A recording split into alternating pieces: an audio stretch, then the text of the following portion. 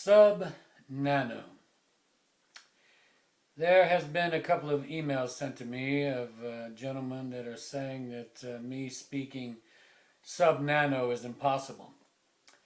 There used to be men that would say that the atom is the smallest portion of any element, any matter, when now we have learned of the quark and the gluon and the bosons.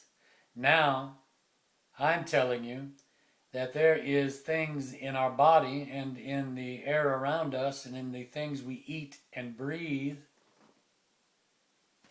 and touch that are sub-nano. Less than 1/1000th is all I can tell you. 1/1000th. It's less than 1/1000th. Sub-nano. Now, I've been told I am a theorist. I am not a theorist because my utterance, my communication is in data already taken by men and women now for centuries. So you can't call me a theorist.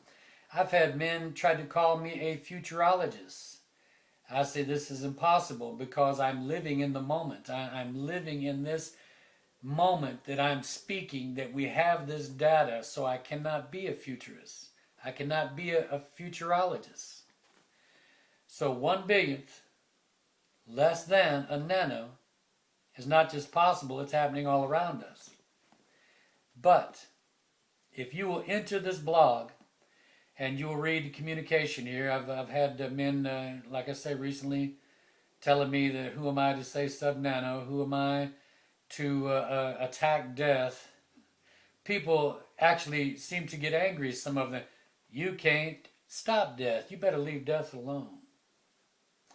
Can there be anything stranger than that? You'll be sitting in a room with someone, you say, you know what have you been doing today? Well, I've been working now. I'm trying to stop death. I've got all the information I need. I just need money and funds. And they'll look at you strange and say, you can't stop death. Leave death alone. I tell them, that's actually a symptom of the disease. There are gentlemen out there that are doing great things in science right now. One of them I mention quite often, his name is Aubrey de Grey.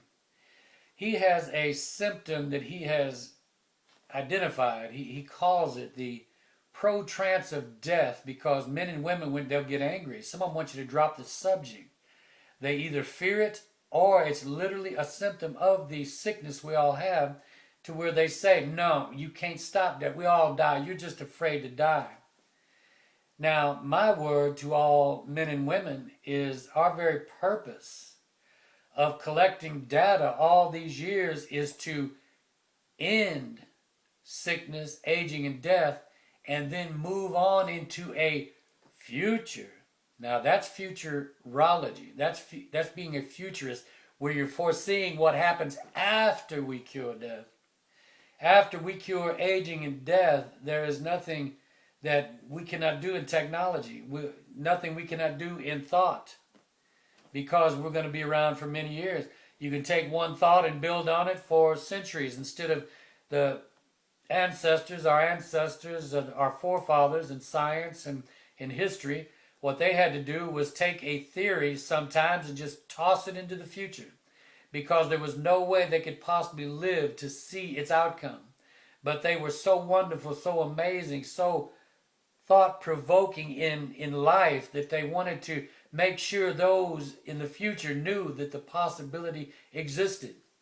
There are alchemists in the past, and there are chemists in the past, and the Greeks, the Romans, the mighty Hebrew, even the Hindu and the Chinese, different theorists, what was called in those days philosophers. And this day we see that's the problem so much. We've branched off in so many divisions of science and comprehension. We've buried ourselves in data, to where theorists that were once called priests, they moved on, and that same knowledge and wisdom that they had then has been spoken and taught to us since their day. Then we had philosophers come along. Their philosophy taught to this day. Now we have the modern sciences and the modern philosophers come along. Now their philosophy is with us to this day. We have all this data. We're nearly buried in it. But the amazing thing is this.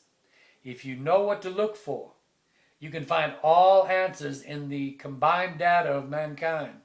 I have found the once unknown causes and the cure for the disease we call aging, and some call premature death. I consider all death premature, but it upsets people. So most days I'll say aging and premature death.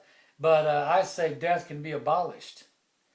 The mighty creator cell, the stem cell, the creator of life. Some people look at me and say, what do you believe in most of all? And I say, well, what I believe in greatly is the stem cell. And they'll say, well, that's unusual. You should be an atheist, or you should be a futurist. You should be this, you should be that. No, I'm a realist. I see the data, I see the answers, I see the questions, and I know the answers because it's been given us in our own data centuries ago in this very day. Man repeats answers to our questions every day, but there's nobody bringing it to a synopsis. Nobody's bringing it to a conclusion. Well, guess what? I've brought it to a conclusion. There are men out there, like I say, I spoke of Aubrey de Grey. There's men out there, organizations, men I've found out about just recently, and they are amazing men. Bill Andrews of the Sierra Sciences, an amazing man. Ira Pastor, an amazing man. People would look at them and say, you're speaking of the future, but it is now they're speaking of. They think in this future medicine that it's a future happening. They say, well, 20, 40, 50 years down the road, after I'm dead, after I'm gone. No. There's men of the past, and I have found them, that had that same thought to where they stopped researching the fact that death was a disease, and they stopped and allowed themselves to get off track, and they could have cured death in their era. Over a century ago, I have found them in history. I mention them lower in this blog, and you'll notice on the sidebar of this blog, here at the top, I have a blog archive. Saves you a little time if you want to. You can click on the links there, and you can go to the posts that were in January, February, and so on. But what the reason of this video and of this post below is to show again evidence that I have found and people have helped me find. I now have people helping me find things that they're realizing what I'm talking about here. But they have helped me find more proof, which I have proof throughout the blog, but more proof that when I speak, I am the reality of this day. I am not a futurist. I am a realist of this very day and hour that death now ends. So examine the blog below. I had men asking me, who do I think I am? I explained below exactly who I am. I am nothing without my ancestors. Any man, I have men that boggle the mind, women that boggle the mind. That I'll be on blogs and forums. They'll email me.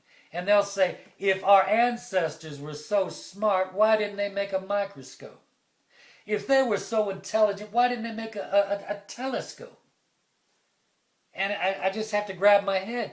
They had to first develop the technologies and the industries to where they could dig in the ground to bring forth the matter to build these things. They were the beginning of the coming of the microscope. They knew that the things they were doing were going to be epic in proportion, but it had to begin. They had to be the ones that started teaching us how to make metals, how to develop glass, how to make optics.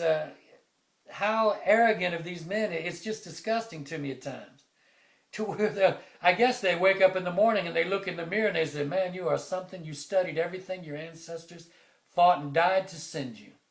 You're amazing. Without our ancestors, we're nothing.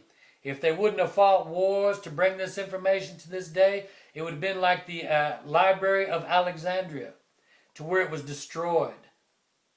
There are forces, nations of people that want to keep people backward, want to keep us tribal, want to keep us living in an era that has gone by.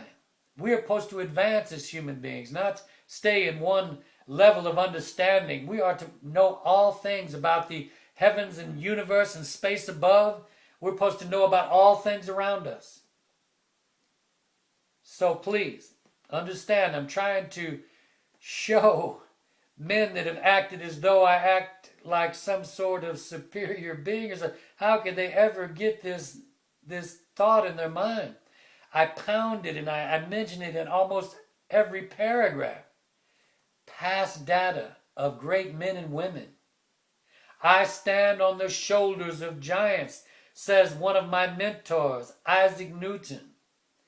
He stood on the shoulders of his ancestors and passed on to men how humble they are to be, because Isaac Newton was standing on the shoulders of giants, and if he can say that, I must proclaim that I'm standing on his shoulders and the shoulders of the men that came after him. So, please, go into this blog. I need money. I need laboratories. I am a word researcher. Some try to peg me. I can't. Etymologist. There's people tell me, what are you? A historian? No, I just have to say I am a realist. I've had a hypothesis, a theory that is exploded into law before my eyes, that we have all information needed to not only end aging and death, we have the information to now explode into a future technology that can only be called a paradise on earth, that can only be called a Shangri-La, that can only be called a heaven come to earth. I'll mention that again in blogs. I see people, I used to watch lecturers, and I say, why do they repeat themselves? I've seen several of their lectures, and I say, why do they repeat themselves? Because people keep asking the same questions and keep having that look like we're not quite sure what you're saying. So you have to drag with you what you've said in the past, try to briefly mention it, and then go on to a building paragraph, to a building comment. You have to make sure they see the picture clearly, which I'm explaining this to 90% of the people that know what I'm talking about. That is the beautiful thing about people coming to this website, and people I run into. If they're in science, they'll debate me most of the time, but then at the end of the debate they'll look at me and say, I think you may have something there. But I try to stay in the parameters of law. If you stay in the parameters of law, that means way back when we developed a sword, we said, okay, let's end it right here. We got a sword, we need nothing else. We have an enemy, a disease, a microbe that attacks us on the nano level and on the sub-nano level, and I have called it subatomic, which has upset people. I tried to please. So I said, okay, maybe I'm not describing this properly. Maybe I'm not explaining myself properly. So I went from subatomic to, I say subatomic, sub-nano. Then they want to go on to impossible. These same men told themselves and were taught in schools, see, it's not their fault, they were taught in schools, trained by men that were not realists, that the atom was the smallest portion of an element. Well, now they know there is an inner working of the atom, to where they maybe even find someday that it's not an element, it's a compound. Just so small that something very tiny had to build it. Maybe. That would be futurology. My name is Rodney Berry. Less than 1 billionth. That is not our only enemy, but I'm saying that is the level that it goes down to. Life and death is fought on the subatomic level and the sub-nano level. And it comes right up into the body of mankind, to where we, with our hands, made by a mighty creator cell called the stem cell.